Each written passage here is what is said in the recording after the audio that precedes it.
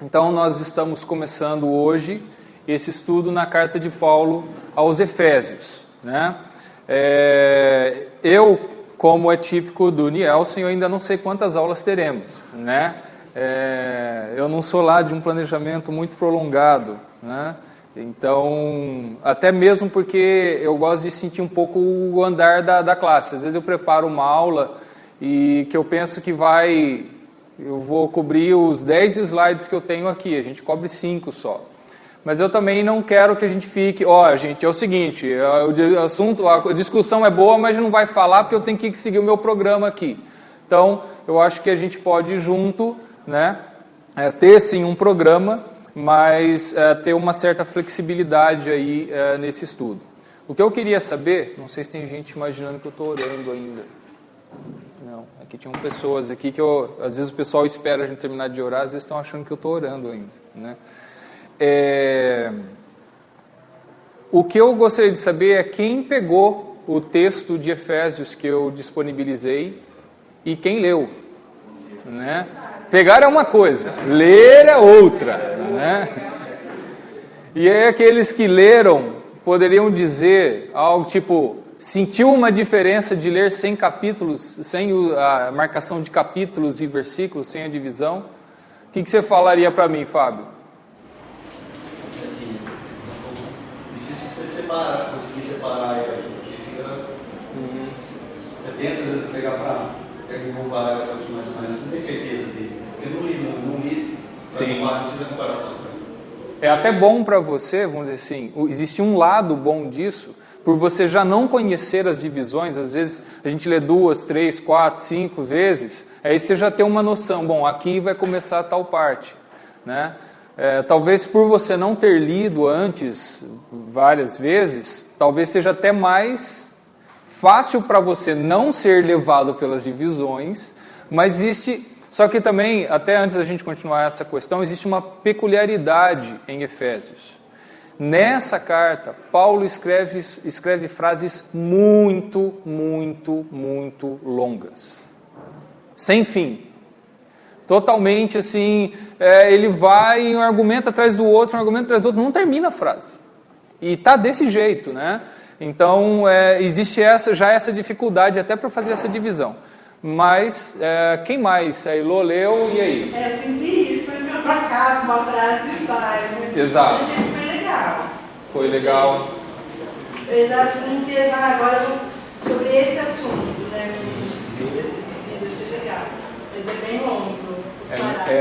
Há parágrafos bem longos. Não é comum isso. Até uma vez, algumas pessoas questionaram a autoria de Paulo por alguns pontos, tudo. Como a maioria concorda que foi Paulo mesmo que escreveu, mas porque nenhuma outra carta de Paulo tem frases tão longas assim, não é um estilo dele e tudo mais, né? E realmente isso é destoante em Efésios, tá? Frases muito longas. A senhora leu também, dona Ana? E tentei colocar não títulos. Sim. Você falou isso, porque é para a gente fazer uma titulação nossa. Isso. Mas eu marquei aqui na margem o assunto que ele estava falando. Ótimo. Gostei muito, eu amo a carta de Efésios, uso muito na capelania para evangelizar, né? E foi um bom exercício ter lido sem os capítulos. E isso, eu coloquei isso como um exercício para vocês pensarem mesmo. Às vezes, pegue outras cartas e façam isso, né? Você pode pegar os textos na internet, joga no Word, começa a apagar os números, apaga os subtítulos. É muito bom ler dessa maneira, porque muitas vezes você é levado pelos subtítulos e os subtítulos não são inspirados. E também o subtítulo é uma interpretação. A divisão de versículos ela já é uma interpretação, tá?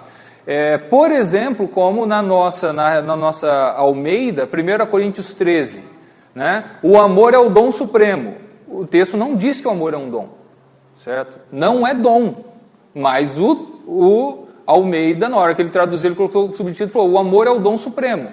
Mas em nenhum ponto a Bíblia chama o amor de dom, entendeu? E você pode ser levado a isso. Até alguém chegar, não, a Bíblia diz que o amor é o dom supremo. Não, a Bíblia não diz. O tradutor interpretou que o amor é um dom. Alguém fala que não tem esse dom, né? Eu não tenho dom. Eu não tenho dom. Exatamente. Né?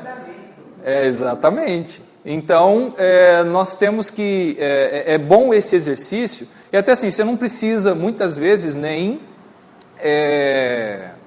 ler... deixa eu até ver uma coisa aqui também. Você não precisa...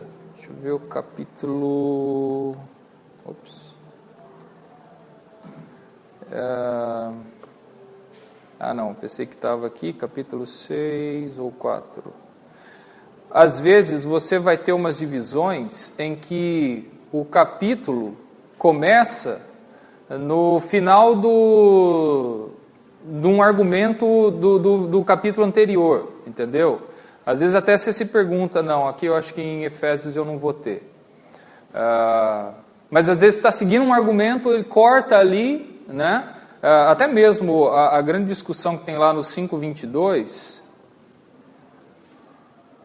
lá sobre as mulheres, que eu já falei para vocês, né? Aqui, o 5:22, sujeitando-vos uns aos outros no temor de Cristo. Aí você tem o tradutor, entendeu que aqui vai começar uma nova sessão, tá? E aí ele dividiu aqui e começou, tipo, o lar cristão, marido e mulher. Então agora Paulo, ele terminou a discussão sobre se encher do Espírito, tá? Ele terminou de falar sobre se encher do Espírito, e agora ele vai falar de família. É isso que o tradutor para o português fez. E ele falou, eu vou criar uma sessão aqui, está falando sobre família. Mas não é isso. O texto de Paulo, necessariamente em grego, essa linha tem que estar aqui junto. Porque não existe o verbo nessa frase, sejam submissas, não existe aqui. E ela está pegando o verbo, esse sujeitando-vos, ele está aproveitando aqui, sujeitando-vos uns aos outros no temor de Cristo, as mulheres aos seus maridos e por aí vai. Agora, o tradutor interpretou dessa maneira. E aí você acaba sendo levado pela forma como o tradutor fez a interpretação dele. Tá? Então, por isso que é bom às vezes, e o que você pode fazer é isso. Você não precisa editar o texto. Leia, comece a ler, mas aí realmente fica difícil, né? Como você vai saber se, ponto final e segue aqui numa nova frase. Às vezes você vai precisar do texto original para saber se realmente tem uma divisão grande aqui, ou um parágrafo novo e tudo mais. Então, às vezes a gente precisa. Mas se você só tirar isso daqui, só apagar isso e começar a olhar dessa maneira, direto, já vai ajudar um pouco a você entender melhor ou buscar conhecer o texto sem pressupostos, tá? Então é isso que ajuda um pouco. E isso porque é o seguinte, há diferentes interpretações. E não é que o tradutor aqui ele foi mal, ele tinha uma intenção má, ele foi na sinceridade dele imaginando que essa era a melhor forma de dividir, tá? Não existe nada de mal nisso, tá bom? Então, é isso que eu gostaria que nós fizéssemos, né? Para começar o nosso estudo em Efésios, eu passei esse texto para vocês sem os subtítulos, sem os versículos também, para vocês não saberem também os capítulos, porque Paulo também não dividiu em capítulos, isso é uma carta. Você não faz capítulos em carta quando você manda para alguém, tá? Você não divide em blocos e tudo mais. E então... é dessa maneira, apesar de haver estrutura. Você naturalmente monta estruturas quando você está compondo um texto também. Tá? Você organiza. Você vai pensar assim, eu preciso escrever uma carta para a igreja de Limeira, avisando que vai ter a divisão, a nossa congregação cresceu muito e a gente quer se tornar a igreja.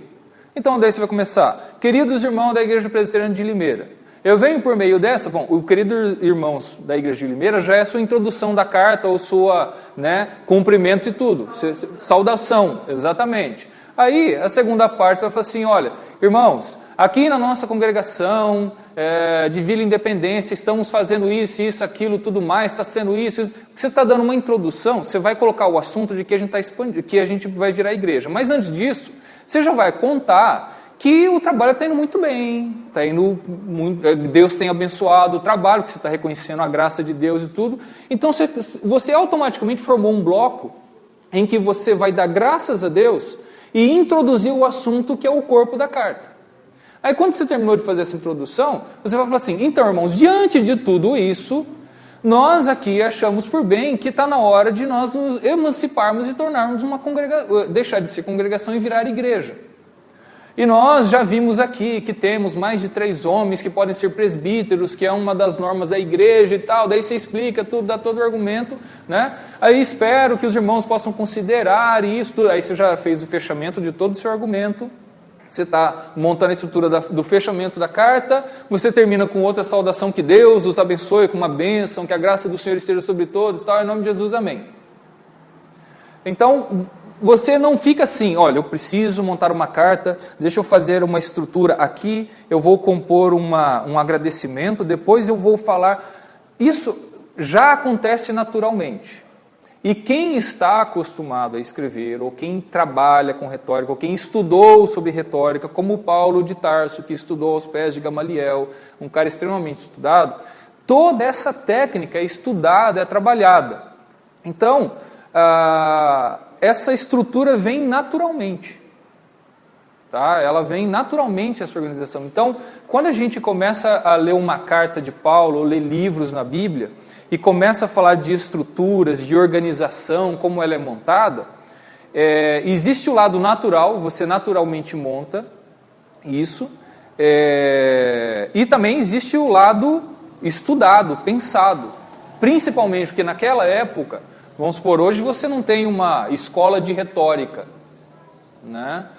Mas naquela época era o comum, porque o discurso, o falar, persuadir pessoas, era vamos dizer assim, era uma ferramenta poderosíssima, tá? Era o marketing da época, era propaganda e marketing, e tudo quanto é área de divulgação, era isso, era o falar. Então era algo muito estudado, muito cuidado, então a gente tem que pensar, entender isso. Então, quando Paulo escreveu sua carta aos Efésios e as outras cartas, ele tem consciência de uma estrutura, tá? E ele tem consciência do que ele está escrevendo, como está escrevendo. Inclusive, o que é comum de Paulo é o seguinte, ele começa a carta e ele tem uma parte de ações de graças. Bendito Deus e Pai de nosso Senhor Jesus Cristo, que nos abençoou com toda sorte de bênçãos espirituais e tal. Quando ele está dando as ações de graças, os motivos de graças que ele vai colocando estão relacionados aos assuntos que ele vai falar. Que em outra carta ele dá graças com outro enfoque, porque a carta tem um outro enfoque. Então ele já está pensando, né, nessa estrutura. E até por isso, vamos dizer assim, o começo da carta aos Efésios naturalmente também tem o propósito no corpo todo, tá? Pois não. Tem uma regra, né, de ortográfica também, que Paulo põe em 2 Timóteo 3,16, que fala que toda a escritura é inspirada por Deus.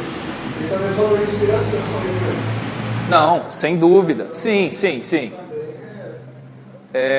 Isso a gente, vamos dizer assim, pressupõe-se, ou todo mundo entende, nós entendemos a palavra é inspirada por Deus. Atrás de toda a preparação de Paulo, atrás de tudo isso, está Deus trabalhando para que ele possa escrever o que precisa ser escrito, né? Com certeza. Então, mas vamos, isso aqui esse primeiro slide era isso, perguntar da experiência de vocês em ler, né? E quem não leu, tá? Leia essa semana.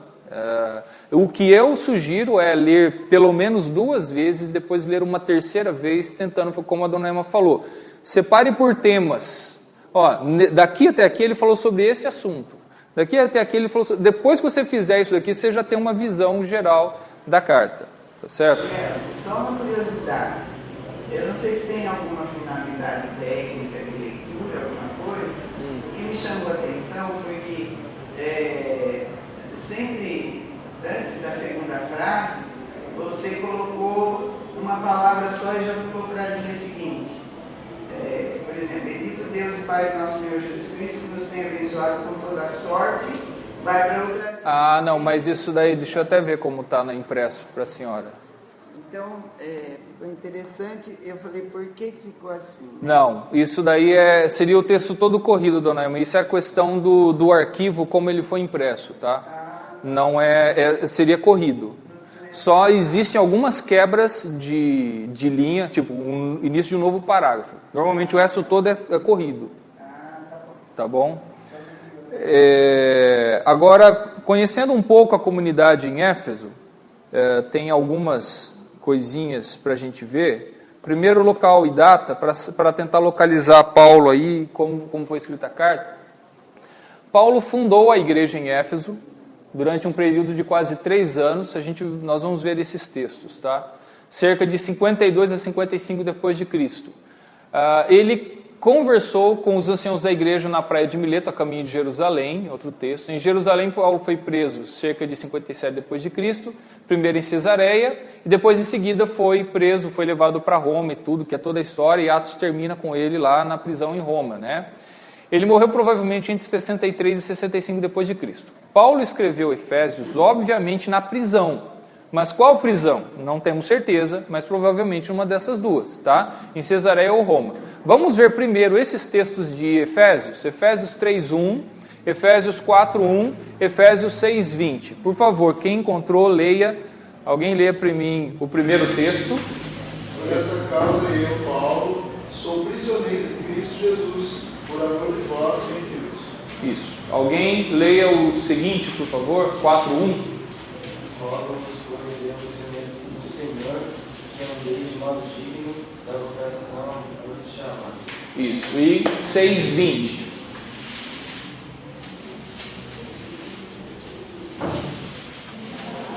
Pelo qual sou embaixador em cadeias, para que em Cristo eu seja usado para falar como me cumpre fazer. Isso.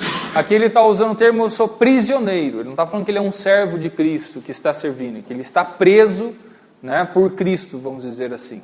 Então, diante desses 3 textos, a gente entende que Paulo está escrevendo da prisão. Tá? E aí, provavelmente, por isso que o pessoal imagina que ele tem escrito por volta dessa época. Tá? Entre o ano 60 e 62. Mas é interessante ver os textos de Atos. Gostaria que a gente fosse lá para Atos 19, porque você vê o nascimento da igreja lá. Deixa eu ver até onde começa. Vai falar de Éfeso já um pouquinho antes. Veja só um pouquinho, só sobe um pouquinho para Atos 18, 24.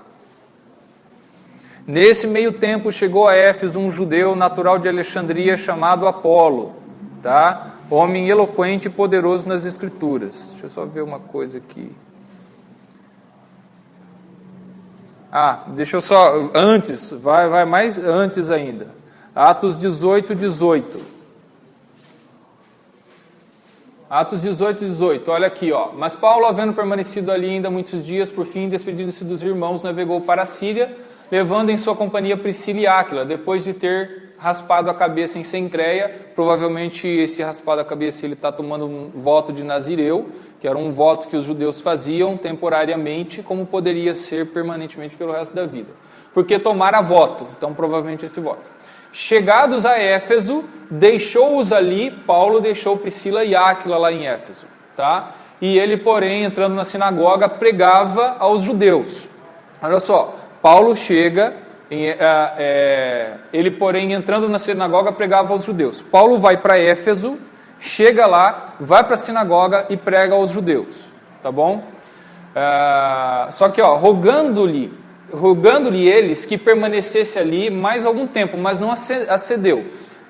Os judeus queriam que Paulo continuasse lá, mas ele não quis ficar, ele foi embora. Despedindo-se, disse aos irmãos, se Deus quiser, embarcando, partiu de Éfeso, né? Quem sabe eu volto. Depois... Éfeso, uma cidade da Grécia, né? É uma cidade da Grécia. E tinha sinagoga? Tinha. Como em todo o Império Romano, houve perseguições em vários tempos, inclusive contra os cristãos e até contra os judeus. E isso daqui, lembrem que é por volta antes do ano 70.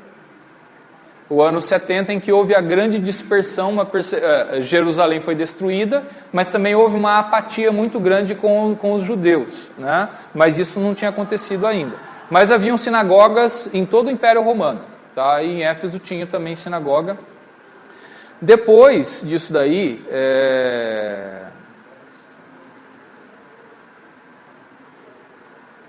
lá na frente,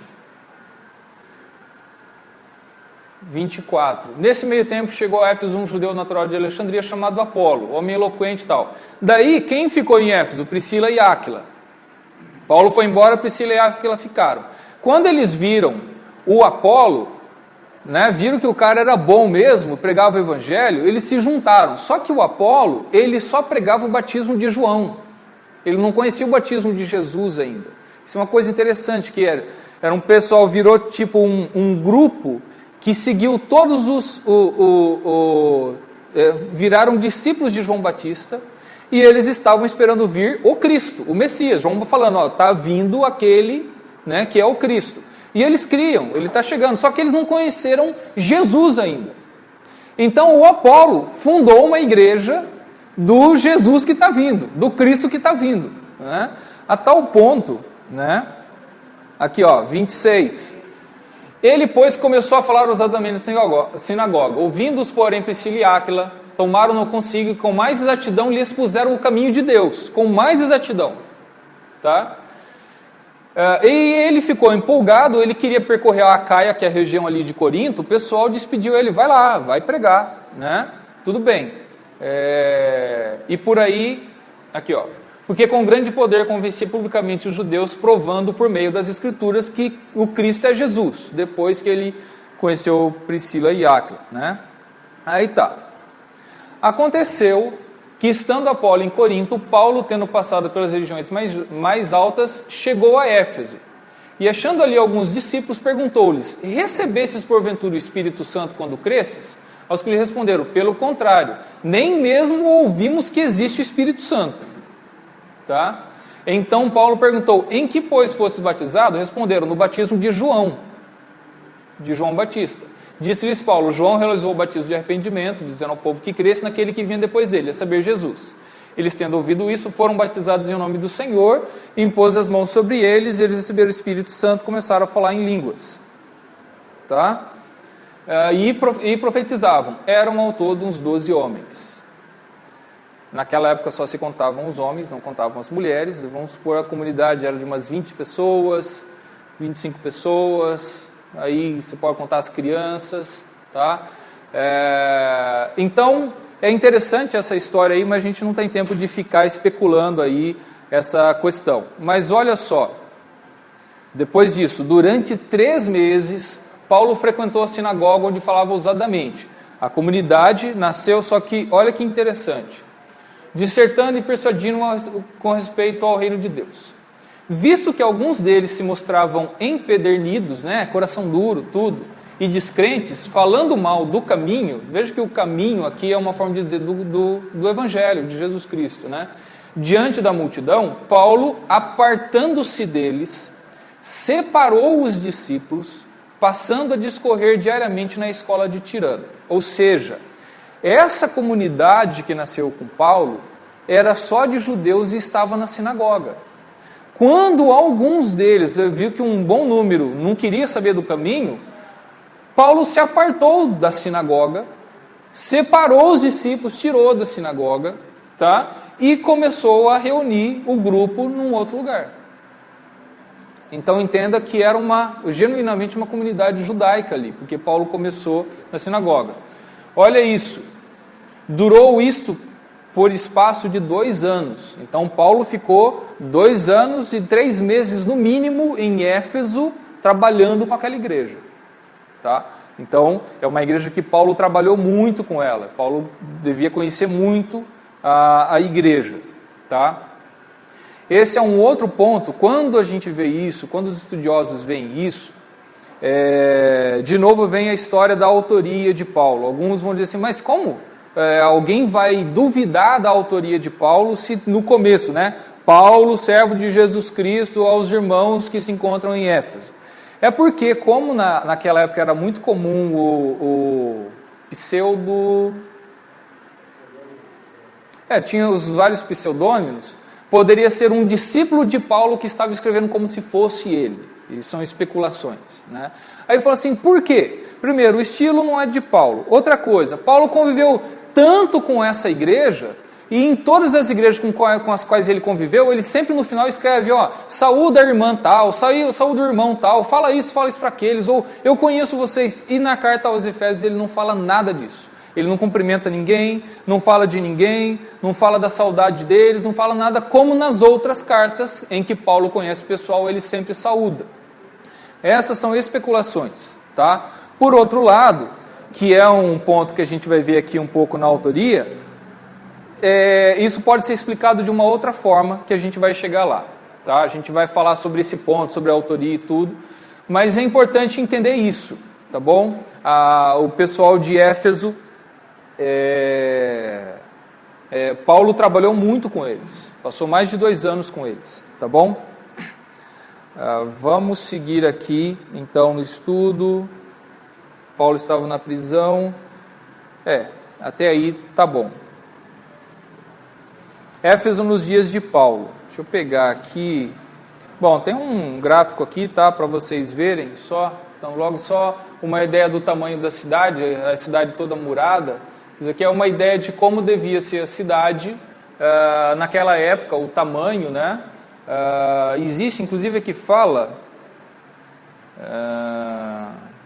Lá em Éfeso é muito famoso. Aqui, nos dias de Paulo, Éfeso ainda não tinha a famosa biblioteca, é um lugar turístico muito famoso, você pode ir para a cidade de Éfeso hoje lá na Turquia, e existe tem só toda a entrada da biblioteca de Éfeso, é um lugar, é um monumento muito bonito e muito famoso, é um ponto turístico, é uma biblioteca grande, ainda não existia naquela época, assim como o ginásio, né? E as coisas de banho, as banheiras, que era muito comum no Império Romano, né? E alguns templos essa cidade tinha muitos templos, tá? Inclusive vocês vão ver, se você seguir a história aqui de Éfeso, você vai ver que Paulo vai sofrer uma perseguição, porque o pessoal fala assim, esse cara está bagunçando a cabeça de todo mundo, e vocês sabem que Éfeso é onde fica o templo da Diana, ou de Artemis, né? A deusa dos Efésios. E esse cara aí vai fazer o pessoal largar a gente, porque o cara era ourives, ele vendia a imagem, e esse Paulo ia fazer ele perder cliente, entendeu? Então aí vira uma bagunça lá. Então é importante ver que era uma cidade, dizem que é uma cidade importante, seria a capital da Ásia, chamado Ásia, ali do Império Romano. Tinha um porto muito importante, e havia muito misticismo, muita mágica. Quando lá em Atos vai falar também que muita gente abandonou e queimou os seus livros, foi em Éfeso, livros de magia, os pessoal que se convertia, eles queimavam os livros. Se você continuar lendo o livro de Atos ali do capítulo 20, você vai ver do desenvolvimento, um pouquinho do desenvolvimento da igreja, porque aí você vai começar a ver que aí não são mais judeus da sinagoga que formaram a igreja. Agora pessoas não judeus se converteram, deixaram seus ídolos, deixaram a magia, deixaram tudo isso e começaram a vir para a igreja. Tá? Então a igreja ali composta de judeus e gregos, né? Então tem essa peculiaridade, mas eu quero mostrar um texto para vocês também. Mas acho que está aqui. Eu vou chegar lá. É isso. Eu vou chegar lá. Assim. Deixa eu colocar aqui. Aqui, ó. Eu sei que não dá para ler tudo, mas eu leio para vocês. Éfeso nos dias de Paulo. A carta parece ter sido escrita para a igreja em Éfeso. Ele fala, parece ter sido, de novo, a gente vai falar sobre para quem foi escrito e o autor daqui a pouquinho. apesar de não abordar diretamente os problemas naquela igreja, como ele faz em algumas outras cartas, parece mais como um tratado do que uma carta pessoal, e provavelmente foi concebido como uma carta circular para ser lida nas igrejas de Éfeso e Ásia Ocidental Menor. Aí deixa eu já colocar para vocês o porquê o pessoal acredita que essa carta ela foi escrita meio como uma carta circular, não especificamente para a igreja de Éfeso. Por quê? Deixa eu já mostrar um outro ponto aqui para vocês. O pessoal que, nessa tradução aqui, nessa Net Bible, olha como eles colocam. De Paulo, um apóstolo de Cristo Jesus, pela vontade de Deus, aos santos. Por quê? Né? Não tem Éfeso. Por que não tem Éfeso? Aqui é uma nota de crítica textual. Os mais importantes e mais antigos manuscritos omitem Éfeso. Os melhores e mais antigos manuscritos não têm a palavra Éfeso. Tá? Ainda, mesmo assim, não faz muito sentido. Apesar de não ter, a frase perde um pouco de sentido. Entendeu? E além disso, lembram do Marcion? Alguém lembra quem é o Marcion? A gente falou dele. O Marcion foi um considerado herege, de linha gnóstica. Tá?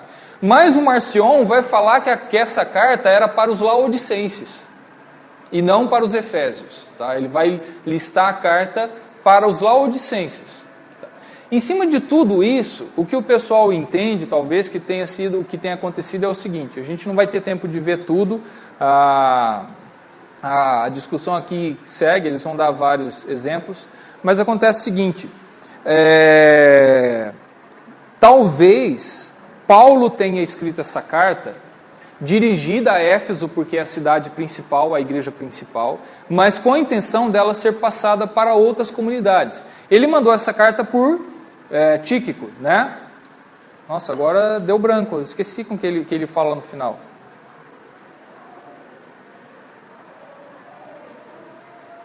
Efésios 6. Cadê? Eu mandei a vocês o irmão, que foi quem levou a carta. Tíquico, está aqui. É isso mesmo. Que na verdade o Tíquico aqui, tá? E para que saibais também a meu respeito o que faço, de tudo vos informará Tíquico, o amado irmão e fiel ministro no Senhor. Provavelmente o Tíquico pegou a carta na mão, subiu no cavalo, foi lá até Éfeso, tá bom? Assim como em outra carta, como Colossenses. Então acontece o seguinte, provavelmente a carta foi endereçada, manda para Éfeso, mas sem o nome ali para a igreja de Éfeso, e depois passa para as outras igrejas também, para o pessoal ali da região.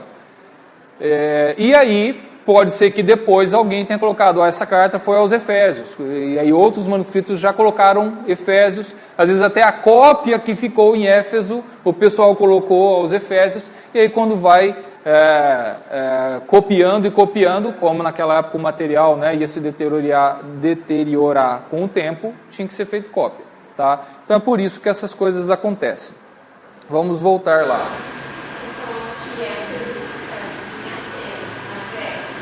Não, é na Turquia. Na Turquia. Se eu falei, perdão se eu falei errado aí. Exatamente em... Ué, eu fechei o texto. Só um pouquinho aqui. Esse daqui. Não é esse. Será que eu fechei o outro texto que eu estava procurando?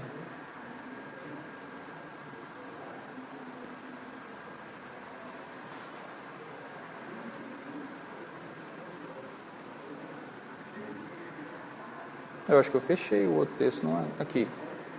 Bom, é aqui mesmo. Éfeso nos dias de Paulo. Então é essa a ideia, tá? Deixa eu ver. Porção ocidental da atual Turquia.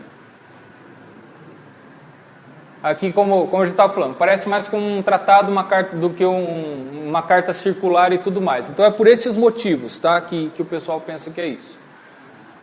Éfeso foi fundada pelos colonos jônicos, aí vai falar da fundação de Éfeso e tudo mais, a gente não precisa gastar muito tempo com isso. Prosperou e se tornou a capital da província e cidade principal de toda a região. Tá?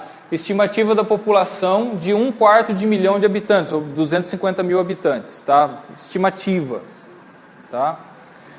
Ela era famosa por seu templo à deusa Artemis, a Diana de Éfeso, uma enorme estrutura de mármore, e por aí vai. Tem também existe uma rua toda de mármore, por volta de 500 metros de extensão, tá? É um lugar famoso lá também e tudo.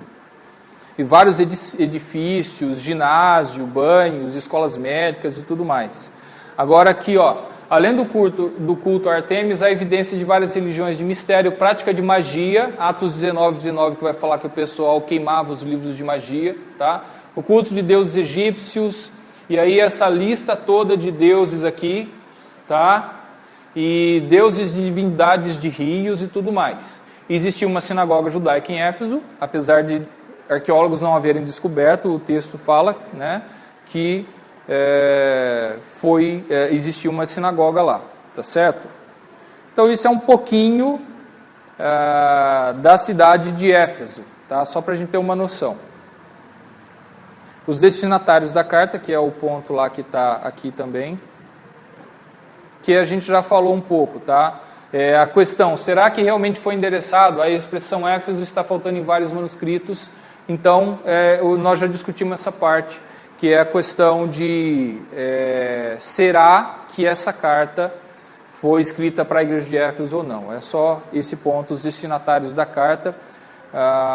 E também, como eu disse, alguns podem achar, alguns estudiosos questionaram a autoria da carta de Paulo, de ser Paulo o autor, mas isso foi, por exemplo, isso foi no século XIX, um cara que começou a discutir, outros seguiram, alguns acham, mas um grande número, eu creio que a maioria não duvida, né? Não tem discussão que seja de Paulo. Um outro argumento que os caras têm, assim, que eu acho, até alguns estudiosos colocam assim, é ridículo, entre aspas, né? É ingênuo esse argumento, é falar assim, a carta aos Efésios, ela é intimamente ligada com a carta aos Colossenses. A estrutura, o vocabulário, o tema é muito parecido. A questão de vocabulário é muito forte. A comparação de vocabulário, se você compara qualquer carta de Paulo com qualquer outra carta, você tem uma média de vocabulário que se repete. Normal. Agora, Efésios e Colossenses é um número muito alto. Então elas estão intimamente ligadas. Tá? Até mesmo a organização, os temas, é muito parecido. Aí eu falo assim, parece muito mais, ou Colossenses foi copiado de Efésios, ou Efésios foi copiado de Colossenses e tudo mais. Ou, né, o que é uma coisa muito simples, que você poderia argumentar, as duas cartas foram escritas no mesmo tempo. Paulo na prisão, também Colossenses vai mostrar, Paulo vem falar dele estar preso, então foi escrito na mesma época, e Paulo estava com os mesmos temas, com as mesmas preocupações, e escreveu para as duas igrejas, ou para os dois grupos, os mesmos temas. E eu acho isso, até engraçado isso, por exemplo, quando você está fora, eu lembro quando eu estava fazendo missões, ou quando eu estava estudando, e mandava carta para a igreja, né, dando um relatório do que está acontecendo. Aí eu escrevi uma carta para a Igreja Central de Limeira, escrevi uma carta para os irmãos lá da Vila Independência, que eu estava pastoreando lá antes de viajar. Era basicamente o mesmo assunto. Eu tinha que falar as mesmas coisas. Né? E o que tinha de diferente, eu tinha as peculiaridades de cada comunidade, que eu falava com eles em particular, mas eu tinha os mesmos assuntos. E muitas vezes não era questão, eu vou duplicar, só vou mudar o nome de Central de Limeira para Vila Independência, não é isso. Porque tem as peculiaridades, eu escrevi alguma coisa a mais, alguma coisa a menos. Eu achava que eu poderia omitir tal informação em uma carta, mas eu tinha que acrescentar outra informação que era mais importante para aquela comunidade. Então, eu acho até ingênuo falar assim, porque são muito parecidas, uma deve ter copiado da outra, vai dizer que foi um discípulo de Paulo. Aí o pessoal está querendo achar motivo, entendeu?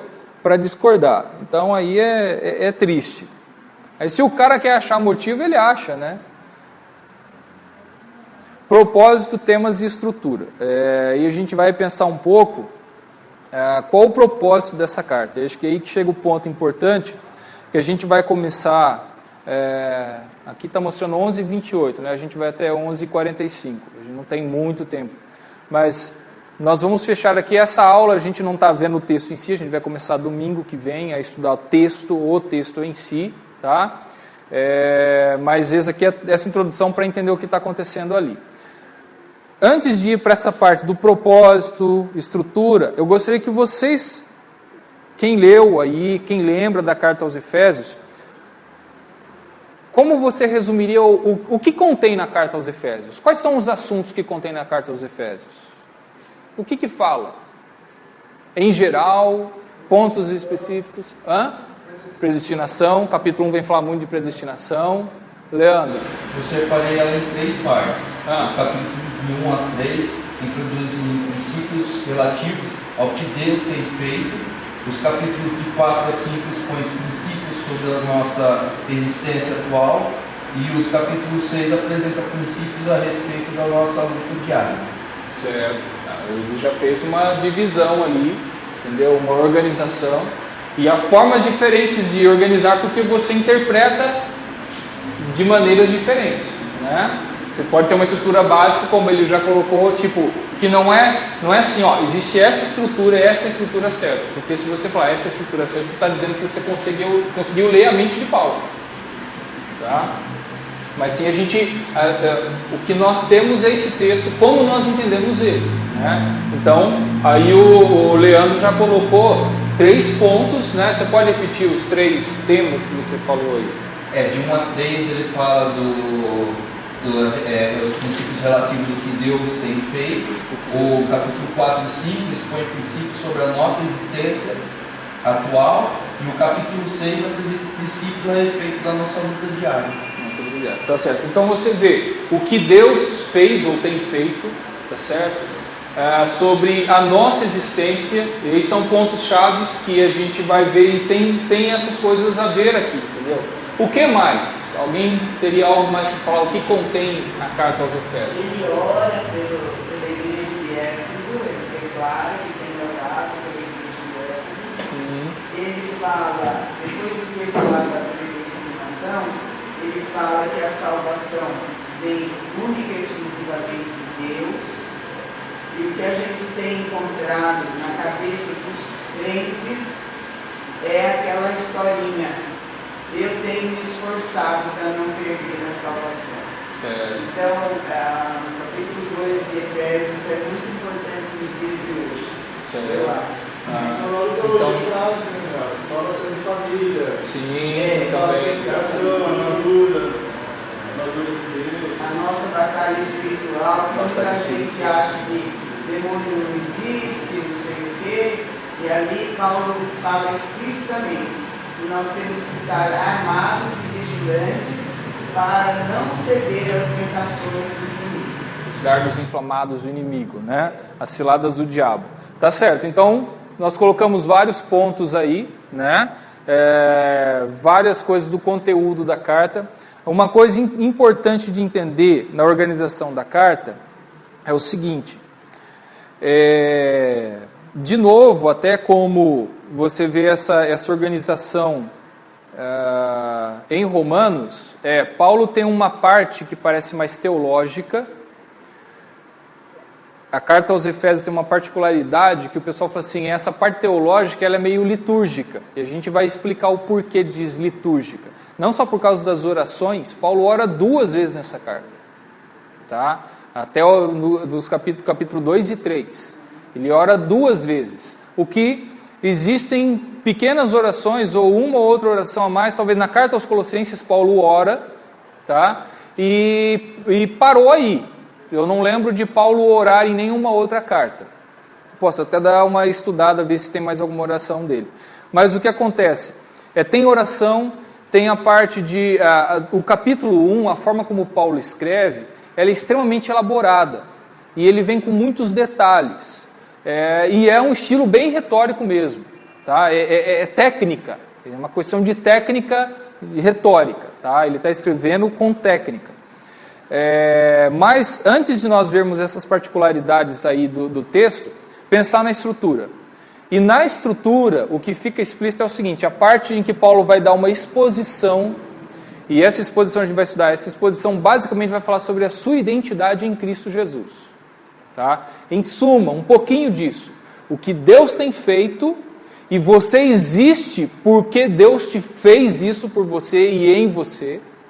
E aí, basicamente, os capítulos 1, 2 e 3, eles vão trabalhar essa identidade. Por isso que ele vai falar da predestinação, porque é a sua identidade, é em Cristo. A igreja, você pertence à igreja e toda essa peculiaridade. Começa o capítulo 4, ele vai começar a falar da vida prática. Agora que você sabe quem você é, por que você está aqui, o que Deus fez por você, consequentemente você vai viver à altura disso. E aí ele vai dar recomendações práticas, como as esposas se relacionam com os maridos com as esposas, os pais com os filhos, os servos com os senhores com os servos. Diante dessa realidade, como tem que ser a sua vida? Então, em suma, o primeiro ponto que você tem que perceber na carta de Paulo aos Efésios é essa organização em primeiro lugar. Paulo vai falar, quem é você? E você, em primeiro lugar, você é alguém em Cristo. E situado na igreja. Quem é você? Diante dessa identidade que você tem que assumir essa identidade, você tem que viver dessa maneira. É essa a estrutura externa da carta aos Efésios. Tá?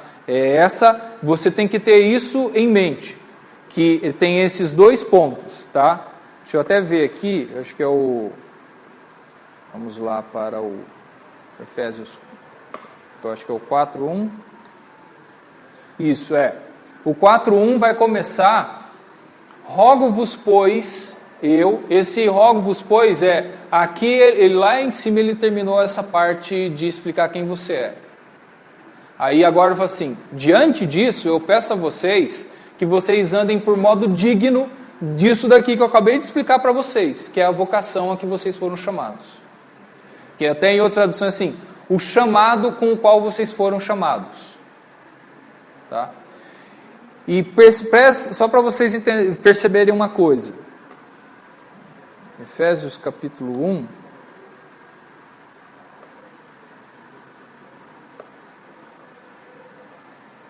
Você vai ver, eu acho que eu não vou ter aqui agora, deixa eu até ver aqui.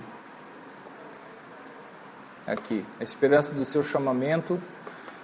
Já no Efésios 1:18, chamamento, gentios chamados da circuncisão, nós vamos ver, fostes chamados, começa aí depois então no 4:1.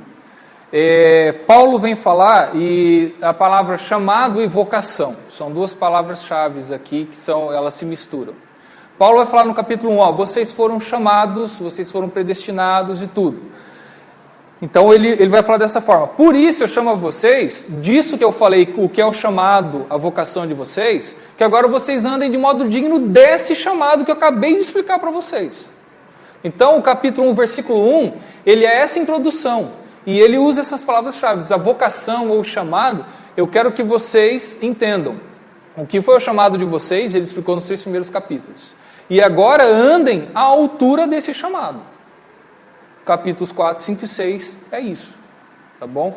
Essa é a estrutura base da carta de Paulo aos Efésios, tá? E você vê por palavras-chave e tudo. Aí a gente tem uma outra estrutura aqui, essa aqui é só uma estrutura mais detalhada, só por cima, tá? Peguei isso aqui no comentário, que é o comentário que eu mais uso. Aqui tem a introdução, prólogo, capítulo 1, aqui são os versículos e capítulos, né? Então, assim, a introdução, né? O remetente, o destinatário, a saudação, tudo no versículos 1 e 2, né? Aí, a partir do 1:3 até o 6:20 é o corpo da carta em si, que aí tem essas divisões, essas duas, a extensa ação de graças e 2, o parênese, que é explicação, né? Exortação, admoestação e tudo. E aí ele tem o elogio, isso. A parênese, que é a parte, tá vendo? 4:1, é a parte de admoestações, de explicações, né? De colocar em prática tudo isso que eu falei para vocês. Nessa divisão ele chama extensa ação de graças, porque todo Toda essa explicação que ele dá, Paulo dá num estilo de ação de graças, sempre dando graças a Deus porque ele fez isso, porque ele salvou, porque ele tal, por tudo, mas ele está te ensinando essa graça. E aí a gente vai ver depois também as palavras-chave que Paulo usa, como por exemplo, Paulo usa o termo mistério, o mistério de Deus em Cristo. Por que mistério? Entendeu? Aí você tem que entender que Paulo está tratando com um pessoal da cidade de Éfeso, que mexia com magia, que acreditava em seres celestiais, né? Que tinham poderes e tudo, e aí nessa carta fala assim, não, Jesus está acima de todos esses seres celestiais, ele domina sobre eles. E o mistério, que tinha as religiões de mistério, como o gnosticismo, só quem entra na nossa comunidade, só quem faz a iniciação conhece os mistérios que fazem você elevar. Não, o único mistério que existe é Cristo, que foi revelado. E o mistério é, Jesus veio para os gentios também, que são vocês. Tá? Então Paulo usa o linguajar deles para mostrar a realidade do Evangelho. Tá? Nós vamos ver um pouco mais disso quando nós estivermos olhando para os textos, tá? Mais em detalhe. Aí, só detalhadamente aqui um pouco. Então a gente tem 1:3 a 14, um elogio no sentido, elogio, ele vai, vamos por assim, dar graças a Deus, né, glorificar a Deus e tudo, mas tudo no estilo retórico. Só um pouquinho do que eu quero dizer para vocês sobre estilo retórico é que, como os estudiosos eles falam, Paulo ele usa, tipo assim, fica colocando, se a gente pudesse dizer assim, tá? Seção heresia, aspas aí, fica fazendo um monte de firula com o texto, fecha aspas, tá? Acabou a heresia. Ou seja, ele fica embelezando o texto. A força operante do seu poder que operou poderosamente em nós. Ele poderia falar de forma muito mais simples, mas ele não está falando, porque eu gostei, porque eu achei bonitinho. É um estilo de retórica, e esse estilo busca firmar na mente do ouvinte pontos chaves do que ele quer argumentar. Tá? Paulo não está brincando, ele está trabalhando o texto, tá? Isso é tudo bem trabalhado. Por isso, Paulo tem ali no capítulo 1 uma frase interminável, versículos e versículos e versículos e não para. Mas ele está trabalhando o estilo dele e ele vai com... né? Ele poderia ter falado o Espírito Santo. Não, ele falou a força operante do seu poder. Tá? Para ilustrar o que o Espírito Santo fez. Porque Paulo tem o objetivo de firmar na mente deles alguns pontos. Tá? Então, é importante entender essas coisas, que Paulo está usando retórica, está trabalhando tudo isso. Então, período de ação de graças inicial, oração intercessória, vem a primeira oração dele ainda no capítulo 1. Lembrete da experiência dos leitores da salvação. Lembrete do privilégio dos leitores como participantes dos gentios na nova criação e no novo templo.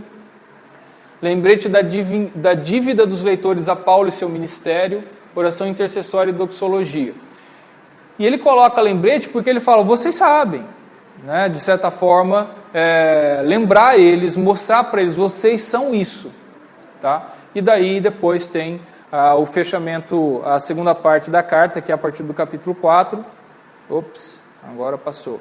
Exortação à manutenção da unidade da igreja, exortação a viver de acordo com a nova humanidade ao invés da antiga, vista-se do novo homem, tá? Contrastes práticos sobre a vida antiga e a nova, né? Tais fossem vocês, né? Mas agora você não vai furtar, você não vai roubar, né? Você não vai furtar, você não vai mentir e tudo mais, né? E aí, de 3 a 14, exortações sobre a conversação, moralidade sexual, viver como filhos da luz. Então, uma série de exortações, né? 5, serem sábios e cheios do Espírito Santo. Aqui a parte 6, né? 6 de 10 a 20, se manter firme na batalha espiritual. E aí do 21 ao 6, 24, é o fechamento. Ele apresenta o Tíquico, deseja paz a eles, graça e bênção. Acabou. Nessa carta, como eu falei, não tem nenhuma parte que ele vai lá abençoar os irmãos, citar, saúda tal irmão, saúda tal irmã, tal. Não tem nessa carta. Isso daqui, gente, não é a estrutura da carta aos Efésios. Essa é uma estrutura, é uma forma de organizar, uma forma de entender, né? Não que esteja errado e seja certo, é uma forma de direcionar os blocos, tá?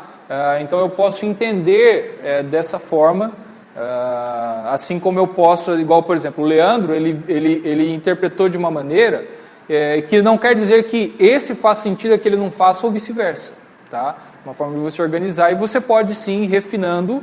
Você muitas vezes compara nesses estudos, às vezes, bom, esse teólogo deu essa estrutura, esse deu essa, você compara as estruturas, vê o que bate e vê onde tem divergência. Só que, bom, assim eu posso entender o todo da carta para que eu possa focar agora nos blocos, né, nos pedaços do texto.